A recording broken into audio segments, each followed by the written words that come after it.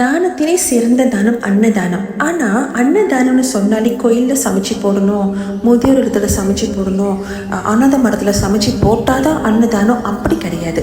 நம்மளை சுற்றி இருக்கிற அத்தனை உயிரினங்கள் தான், எறும்பு, காகங்கள், புறாக்கள், பறவைகள், இந்த மாதிரி நம்மளை சுற்றி இருக்கிற சின்ன சின்ன குட்டி குட்டி உயிரினங்களுக்கு நீங்கள் போடுற சாப்பாடு கூட அன்னதானத்துக்கு சமம். அதனால் நம்ம எல்லாருக்குமே வசதி அந்த வாய்ப்பு இருக்காது, போய் நம்ம சமைச்சு தான் அன்னதானம் பரிமாறணும் அப்படின்னு.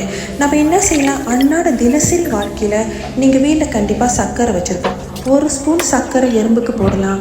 நம்ம சாப்பிட்ற சாதத்தில் ஒரு பொடி நம்ம காகத்துக்கு போடலாம். ஒரு பொடி அரிசி நீங்கள் புறாங்க பறவைகளுக்கு போடலாம். உங்களால் என்ன முடியுமோ உங்களை சுற்றி இருக்கிற அத்தனை உயிரினங்களுக்கு போடுற சாப்பாடுமே கூட அன்னதானத்துக்கு சமம். இந்த மாதிரி நீங்கள் அன்னாட பழக்கப்படுத்தும் போது நம்மளுக்கு நல்ல அதிர்வுகளை நம்ம ஈர்க்கிறோம். அதே சமயம் நம்ம நல்ல கருமாவையும் நம்ம சேர்க்கிறோம்.